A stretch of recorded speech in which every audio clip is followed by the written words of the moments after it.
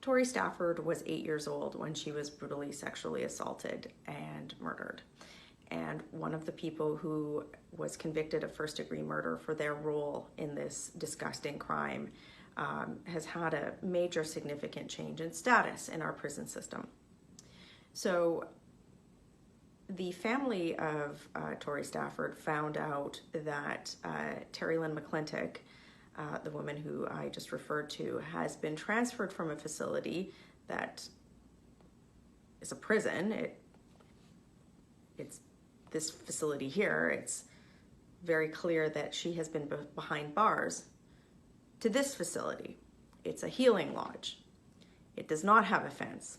In fact, children visit it. And recently, it was found to have had some pretty serious management deficiencies, and among many other things. Tori Stafford's father came out in light of this decision and said, what I think we are all thinking, this is wrong. Terry Lynn McClintock, especially given since in 2012, she pleaded guilty to essentially assaulting another inmate, should be nowhere near a place like the one that she's been transitioned to. As parliamentarians, but especially in the Prime Minister's shoes, our role is to ensure that Canadians are kept safe by passing strong laws to ensure that they're kept safe. But when injustices and wrongs happen to them, and what happened to Tori Stafford was one of the most vile, disgusting things that another human being could inflict on another human being. The people who perpetrate those crimes are punished to the full extent of the law. Obviously, this is wrong. Obviously, my party is doing everything that we can to stand behind the victim's family and to get the government to reverse this decision. But I want you first to watch what the public safety minister, the person who is in charge of this system, how he characterized this brutal assault, this brutal action on national television last night.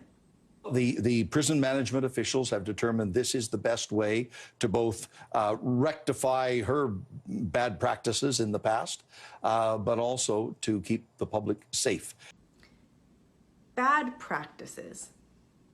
That is how Justin Trudeau's Minister of Public Safety chose to characterize the action of a woman who was convicted of first-degree murder for her role in the brutal sexual assault and murder of an 8-year-old girl. Bad practices. That is disgusting. That is, the fact that they chose to trivialize this is disgusting. That is bad in and of itself. But let's go back to the matter at hand, and that's that this government is sitting idly by while this woman is being transferred to this facility.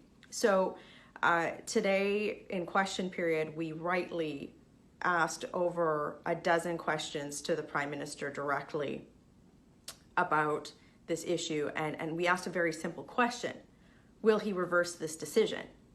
Which is exactly what Tori Stafford's father is asking for. In fact, they're setting up a protest on the Hill because they want this decision to be reversed. And what the Prime Minister did over and over again was he just refused to say that he would do this.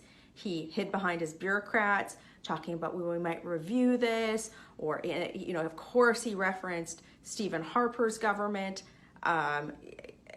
And then he started talking about how he didn't like to hear the details of the case. Well, you know what, Justin? This is such a disgusting, brutal case that if you can't answer a question like this, you should be reminded about what's at stake here. And what's at stake is the complete wrongness of letting this woman go to a facility like this. So I sat there, I watched our leader, Andrew Scheer, rightly grill the Prime Minister on this. I can't even describe it to you. But I was at the end of question period today. I had the last question up for our party. And so I tried one more time to get a very simple answer out of the Prime Minister. And I've shown you a lot of non-answers and things on this channel that this Prime Minister has done, but what he said today was pretty bad. Have a watch. Tory staffer's father says that the decision to allow the transfer of Terry Lynn McClintic to a facility without a fence is wrong. Today, the Prime Minister has had over a dozen opportunities to address this question, and he has not done so. This isn't about the bureaucrats that serve him or previous governments or the preambles and questions that he doesn't like. This is about his decisions and what he will do to correct wrongs. Once again, will the Prime Minister use the power that he has to right this wrong and reverse this decision? Well said. Right. Honourable Prime Minister. Mr. Speaker, first I would like to thank the New Democratic Party of Canada for choosing to make gender equity and gender opportunities the centre of their questions throughout this entire question period. I think it goes to the challenges we are all facing as a country moving forward. Secondly, to the member opposite's question, the previous government transferred the individual to a medium security facility in 2014, and the individual in question is still in a medium security facility today. So the answer that I received to a question on whether or not the Prime Minister would reverse the decision to transfer Terry Lynn McClintic to a healing lodge was that he liked the NDP's questions better, and then he gave me a lecture on feminism instead of addressing the question. So we are dealing with the brutal murder of a young girl, and that is how our Prime Minister chose to respond to what should be something that anybody.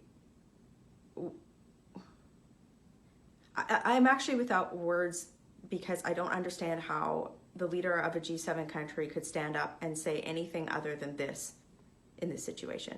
This decision was wrong and I'm going to reverse it. I mean, this isn't about his bureaucrats. Public servants act on the orders and issues of legislators and parliamentarians and the government. And he is the Prime Minister. He is at the head of the executive branch of our government. He has the power and the responsibility to do this. You can't say the bureaucrats are looking at it. You can't stand behind and hide and say, I don't like how these questions are phrased. You can't stand there and say anything other than, I am going to fix this. I'm going to do right by the victims' families. That is the least that we can do in this situation. You know, this week I have watched this man, this disgusting man, stand up and talk about how for over a month they've allowed a convicted cop killer who has never served a day in his life in Canada's armed forces to get benefits for PTSD that he incurred in a murder. That they wouldn't, he defended that they wouldn't reverse it. And I can't describe to you how wrong this is, how out of touch this is. And you know, you look at me and you say, well, what would you do differently, Michelle? Well, you know what? Putting a voice to this issue is what my colleagues, my party leader, Andrew Scheer, have been doing in and out. And we're forcing change. The fact that you are phoning into these MP offices, they're at least talking about reviewing this decision. That's not enough. Let me be clear. It should be these decisions are reversed and instantly fixed. But I want to let you know that when you speak up, when we speak up, and we push aside. I was in a scrum afterwards with our party leader, Andrew Scheer. He was so enraged at the answer that Justin Trudeau gave to me that we went out into the foyer and we talked to media. And the media who have been reporting on this, you know, the parliamentary press gallery, their first question wasn't, you know, anything related to do this, they're like, well, how did you structure your questions? Why are you talking about this in this way? And it's just, it just boggles my mind. And for all of you who stand up and stand up for what's right, sometimes I sit here and I go, is there anyone left on Parliament Hill here with a sense of what's right and wrong? And I just watched the Prime Minister today and I thought, he sure doesn't have that. So I'm going to come to you with a note of hope, because I think that what this has exposed is just a real character of the Prime Minister and where his priorities are at, and his complete lack of understanding of what his responsibility is as Prime Minister of Canada. And if he's watching this, Justin, you have to reverse this decision. You have to stand behind the family of Tory Stafford. That is the obligation that we have. That is what's right in this situation.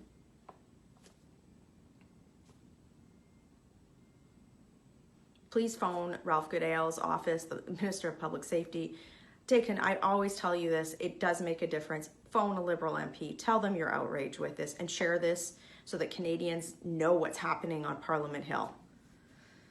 Working hard for you in Ottawa. Have a great day.